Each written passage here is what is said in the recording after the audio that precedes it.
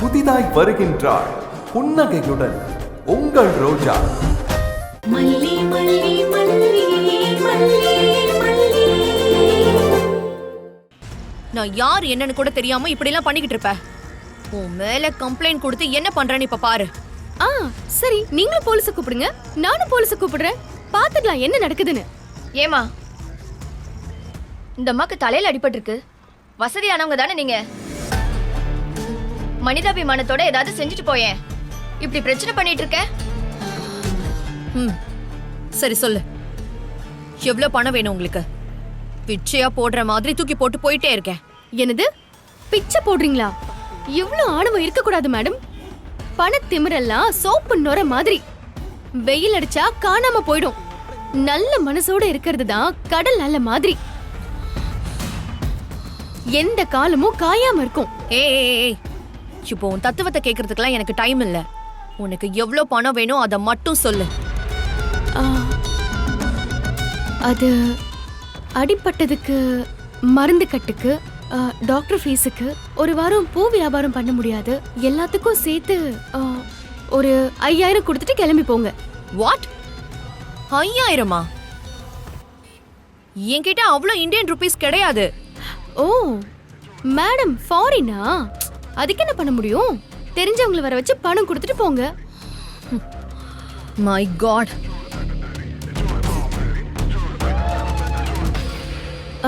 Madam, போலீஸ கூப்பிடுறீங்களா? உனக்கு இப்ப பணம் தானே வேணும். அந்த பணம் உனக்கு வரும். அது வரைக்கும் தேவையில்லாம பேசி கடுப்பேத்தாத. ச்சே, இங்க வந்து இறங்குனதுமே இவ வாயில வந்து விழ வேண்டியதா போச்சு.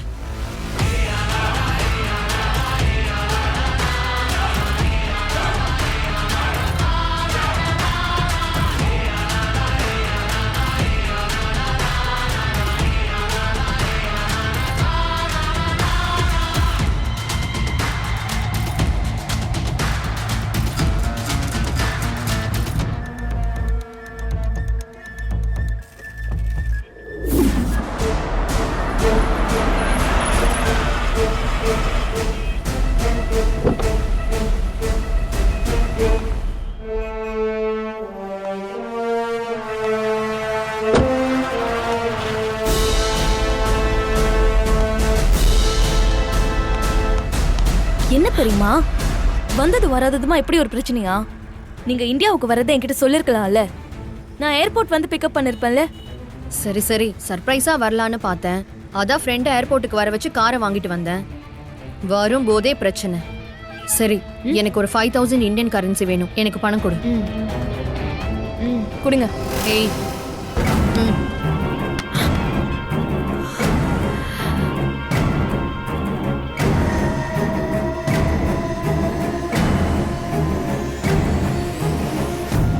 மனுஷங்களை தான் மதிக்கல, பணத்தையுமா? வாழ்க்கையில ரொம்ப கஷ்டப்பட போறீங்க மேடம். பெரியம்மா, இவளா? இந்தியா வந்தது இவளையா நீங்க பார்த்து தொலைச்சிங்க? ஏய், இவ்வளவு உனக்கு ஆல்ரெடி தெரியுமா? தெரியும் மாவா, அது ஒரு பெரிய கதை. நீங்க வாங்க, நம்ம கார்ல போகும்போது பேசிக்கலாம். இவெல்லாம் நம்ம தகுதிக்கு முன்னாடி நிக்கவே யோசிக்கணும். நீங்க வாங்க, நீங்க வேற லெவல். இது அவளுக்கு தெரியணும். ஹலோ, என் வாழ்க்கையிலேயே இனிமே இவங்கள பார்க்க கூடாதுன்னு நான் நினைக்கிற ஆளுங்க உண்டு. அதுல ஃபாரின் மேடம் நீங்களும் வந்துட்டீங்க. என்னடி சவாலா? என்ன என் லைஃப்ல இன்னொரு தடவை உன் மூஞ்சையே பார்க்க கூடாது. பெரியம்மா, இவகிட்ட என்ன பேச்சு? வாங்க நம்ம போலாம். ஏய், கார் சாவியை கொடு.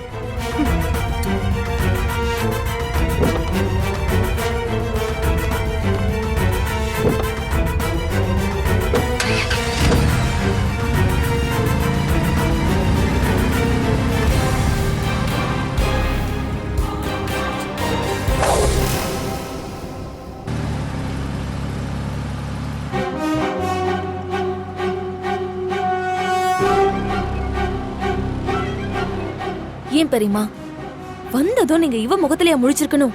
வந்ததும் வராததுமா இப்படி லோக்கல் ஆளுங்களை பார்க்கணுங்கிறது என் விதி.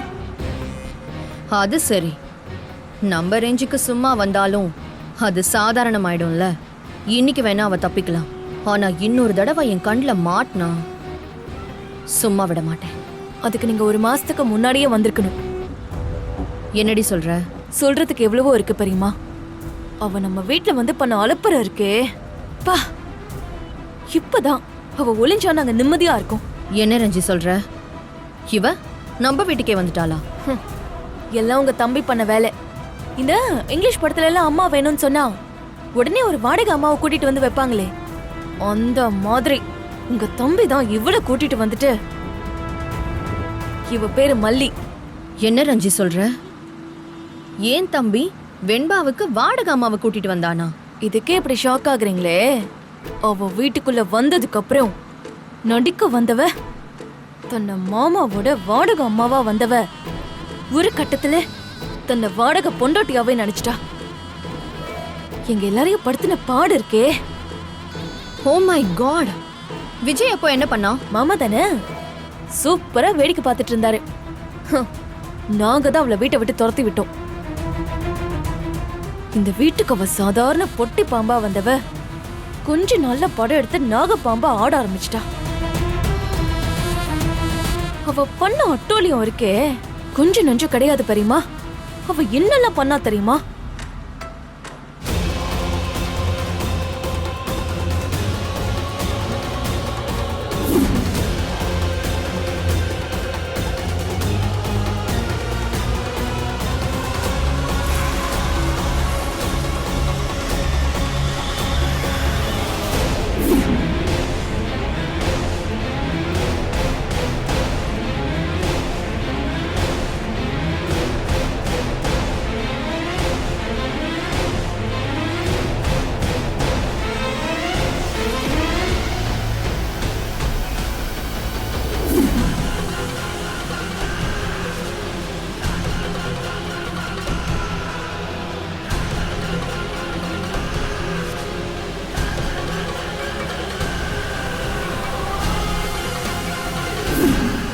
ஓ, இவ்ளோ கூத்து நடந்திருக்கா? நீ சொல்றதெல்லாம் பார்த்தா மல்லி பலே கில்லாடியா இருப்ப போல இருக்கு. நீ சொன்ன மாதிரி அவ இருக்கிறப்போ நான் இருந்திருக்கணும். தெரிச்சு ஈஸ்ட் வெஸ்ட் நார்த் சவுத்னு 4 பக்கமா அவளை எப்பயோ ஓட விட்டுருப்பேன். உங்களை மாதிரி வீட்ல எல்லாம் வச்சு இடம் கொடுத்துருக்க மாட்டேன். இப்படிதான் போதும் பொண்ணு பாட்டையும் சொன்னாங்க. எவ்வளவோ பண்ணோம், பெருசா ஒன்னும் நடக்கல. என்ன போதும் பொண்ணு சித்தி இன்னும் வீட்ல இருக்காங்களா? ஆமா பெரியமா, இப்பதான் அந்த மல்லி வீட்டை விட்டு போயிருக்கால, நாங்கெல்லாம் கொஞ்சம் ரிலீஃபா இருக்கோம். ரிலீஃபா? அப்படிலாம் இருக்க முடியாது ரஞ்சி. அவ இந்த ராஜராஜேஸ்வரி கிட்டயே என்ன ஆட்டம் ஆடினா, நாளைக்கு உன் கல்யாணத்துல வந்து நின்னுட்டானா என்ன பண்ணுவ? ஜாக்கிரதையா இருக்கணும் ரஞ்சிதா. வேலி மேல யார் கைய வைக்க போறாங்கன்னு நினைச்சிட்டு இருக்கும் போது புயல் அடிச்சுட்டு போயிடக்கூடாது. ஆக்சுவலா உண்மையை சொல்லணும்னா மாமாவை கஷ்டப்பட்டு தான் இந்த கல்யாணத்துக்கு சம்மதிக்க வச்சிருக்கோம். நீங்க தான் இந்த கல்யாணத்தை பிரச்சனை இல்லாம நடத்தி கொடுக்கணும் பெரியமா. என்ன பெரியமா? இல்ல ரஞ்சிதா, நீ முன்னாடியே இந்த மல்லியை பத்தி சொல்லியிருந்தா நான் இவ்ளோ சீரியஸா அதை எடுத்திருந்திருக்க மாட்டேன். ஆனா இப்ப அவ என்கிட்டயே நேரடியா மோதி பார்த்துட்டா. அவ்வளவு சீக்கிரத்துல அவளை சும்மா விடுவேனா என்ன? கல்யாணத்துல அவ ஏதாவது ப்ராப்ளம் கிரியேட் பண்ணட்டும், அப்பதான் அவ இந்த ராஜராஜேஸ்வரி யாருங்கிறதே பாப்பா. நான் டீசென்டான எலைட் பிசினஸ் விமனாவும் இருப்பேன், தர லோக்கலா இறங்கியும் அடிப்பேன். The game starts now.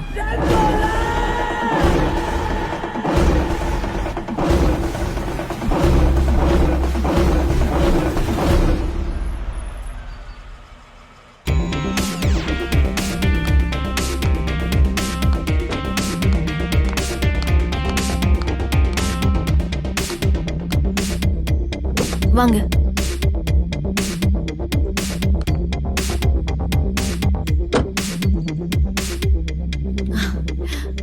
பெரியமா வாங்க. என்னாச்சு பெரியமா, ஏன் அப்படி பாக்குறீங்க? இல்ல என்ன எல்லாரும் வீட்டை அப்படியே தான் வச்சிருக்காங்க. நம்ம ஸ்டேட்டஸ்க்கு தகுந்த மாதிரி வீட்டை கொஞ்சம் மாடல் ஆக்க வேண்டாமா? Oh my god. சரி வா. நீங்க போங்க, நான் வரேன்.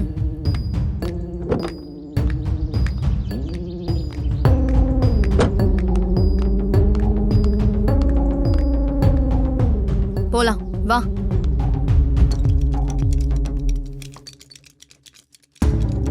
மா மாமா இதோ வரா ரஞ்சிதா. மா என்ன விஷயம்? என்ன? ஆ.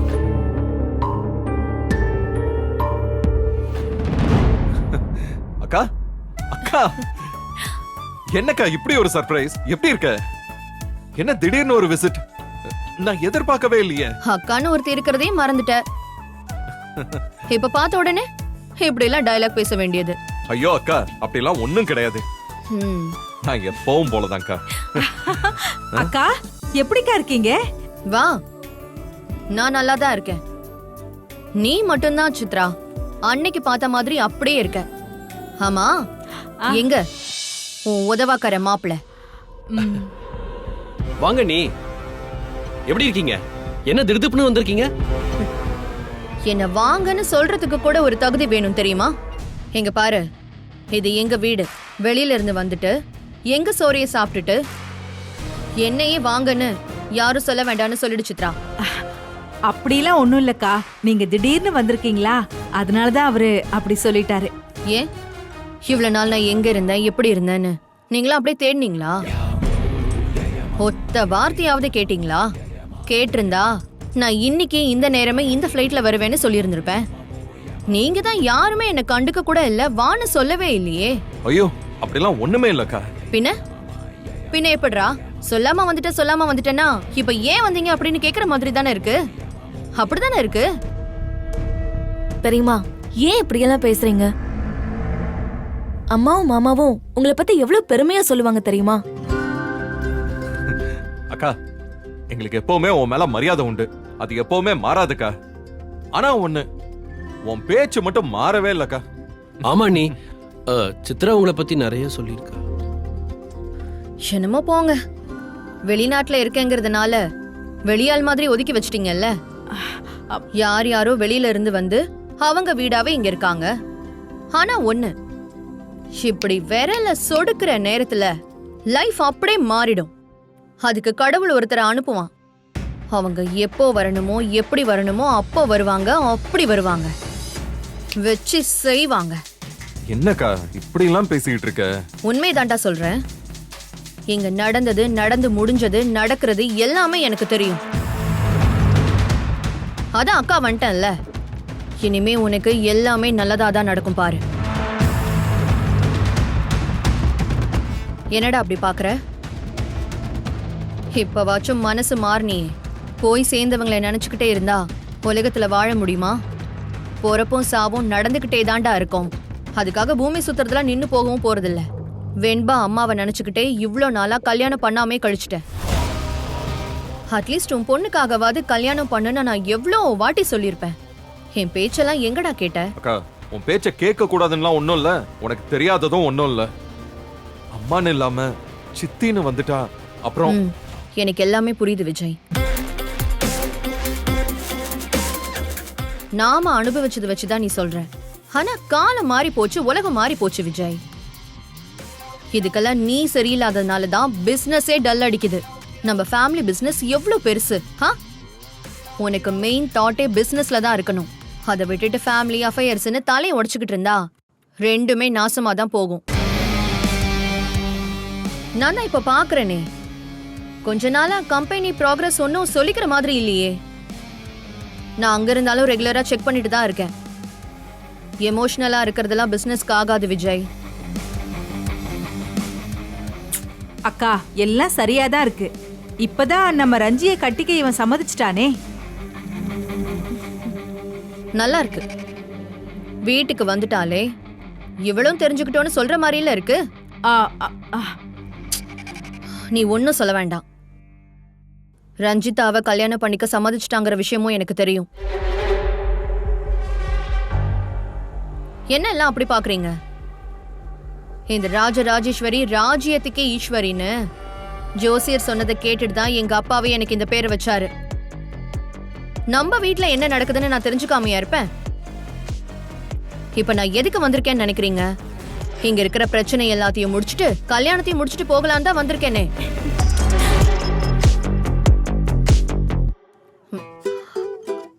ஆமா, வந்ததுல இருந்து கேட்கணும்னு நினைச்சேன். வெண்பா எங்க? என் மருமக இப்ப நல்லா வளர்ந்துருப்பாள்ல. அம்மா அவ மேல ரூம்ல தான்க்கா இருக்கா. ஏண்டா வீட்ல இவ்ளோ அமளி துமளி நடக்குது, மேல இருந்து இறங்க மாட்டாங்களா அவங்க? பெரிய ஆள் ஆயிட்டாளா? அக்கா அவளுக்கு கொஞ்சம் உடம்பு சரியில்லை, ரெஸ்டட்னு சொல்லிட்டு தான் வந்தாங்கக்கா. இரு வெண்பா, வெண்பா குட்டி கொஞ்சம் கீழே வாங்க.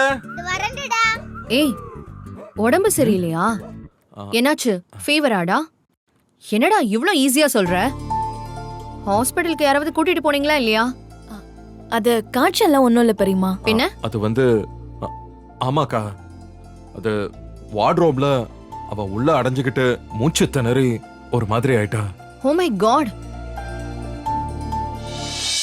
அடடடடா, ஹே செல்லம், வாங்க வாங்க வாங்க வாங்க தங்கம். ஐயோ என் மருமக எவ்வளவு நல்லா வளர்ந்துட்டா. வா வெண்பா. ஏ வெண்பா குட்டி, ஏன் அப்படி பாக்குற?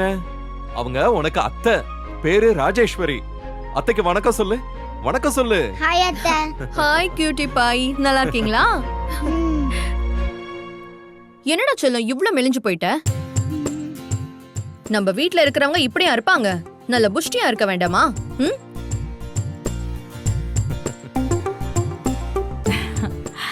என்ன குட்டி பாக்குறீங்க? யாரா இது? புதுசா ஒரு அத்தை எங்க இருந்துடா பிறந்து வந்திருக்காங்க அப்படின்னு பாக்குறியா? இங்க பாரு, உன் டேடாக்கெல்லாம் முன்னாடி பிறந்தவன் நானு. அக்கா அவளுக்கு உன்னை பத்தி நல்லாவே தெரியும், நல்லா சொல்லிருக்க. சொல்லிருப்ப நல்லா சொன்னியான்னு என் மருமக கிட்ட கேட்டா தானே தெரியும். ஆமாண்டா செல்லம், உனக்கு உடம்பு சரியில்லைன்னு அப்பா சொன்னாங்க. இப்போ ஓகேவா உனக்கு? டேய் என்னடா இது? சும்மா இப்படி கிள்னதுக்கே உன் பொண்ணு இப்படி கத்துறா? கண்ணத்துல சதையே காணோம். இதுதான் நீ புள்ளைய வளர்த்து வச்சிருக்கிற லட்சணமா? நம்ம வீட்டு புள்ள இப்படியா இருக்கும்? சும்மா புசு புசுன்னு புஷ்டியா இருக்க வேண்டாம். அவ அத்தை செல்லமா கொஞ்சிறது கூட அவளால தாங்கிக்க முடியல பாரு. இங்க பாரு, இனிமே புள்ளைய நீ தான் பாத்துக்கணும். ராஜா வீட்டு புள்ள மாதிரி இருக்கணும். இப்படி நோஞ்சானா இருக்க கூடாது, புரிஞ்சுதா? சரி பெரியமா, நான் பாத்துக்கிறேன். அக்கா, அது வந்து நம்ம போதும் பொண்ணு சித்தி இங்கதான் இருக்காங்க.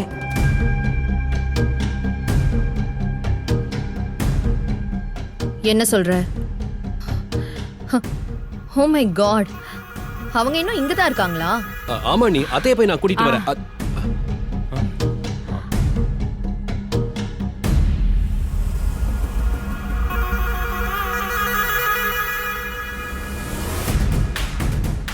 எங்கேயோ ஊர் பேர் தெரியாம வந்து எங்க அப்பாவுக்கு 2ஆம் தாரமா வசதியா வந்து உட்காந்துட்டு எங்களை என்னென்ன கொடுமைலாம் பண்ணிருக்க.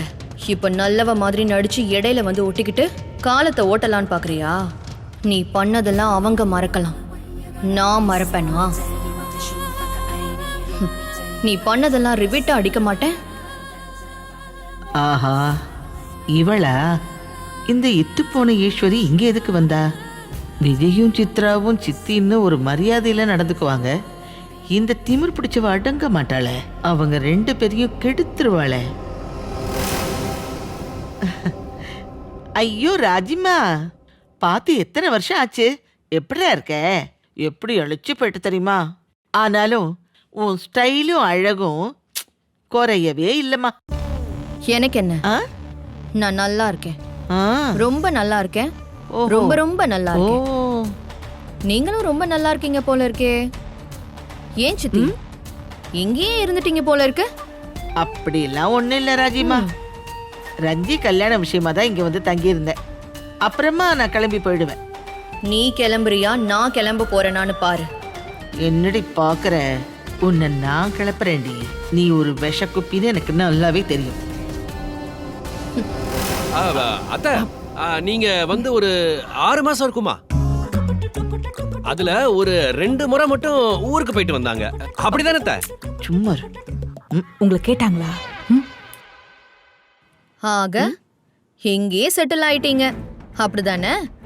ஊருக்கு தான் கெஸ்ட் மாதிரி அப்படி விசிட் அடிச்சிட்டு இருக்கீங்க. என்ன பண்றது ராஜிமா, என் பேத்திக்காக தானே எல்லாமே. அவ கல்யாணம் நல்லபடியா நடக்கணுமே.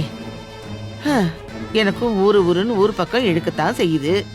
உன்ன மாதிரி ஊருக்கு போயிட்டு எனக்கு என்னன்னு என்னால இருக்க முடியல. அடடடடடடடா. ஹம். நான் இந்த குடும்பத்தை மறந்துட்டேன், நீங்க இந்த குடும்பத்தை நல்லா பாத்துக்கிறீங்க, அப்படிதானே சித்தி? ம். நீங்க எங்க 3 பேரையும் சின்ன வயசுல எப்படி பாத்துக்கிட்டீங்க, எப்படி எல்லாம் கவனிச்சீங்க, என்னெல்லாம் கொடுத்தீங்கன்னு நான் மறக்கல. அத மறக்க முடியுமா சித்தி? ம்? ஆமா, நீங்க ஏன் சித்தி இங்கே இருந்து இப்படி இவ்ளோ கஷ்டப்படணும்? நீங்க கிளம்புங்க. அதான் நான் இப்ப வந்துட்டேன்ல, நான் பாத்துக்கிறேன்.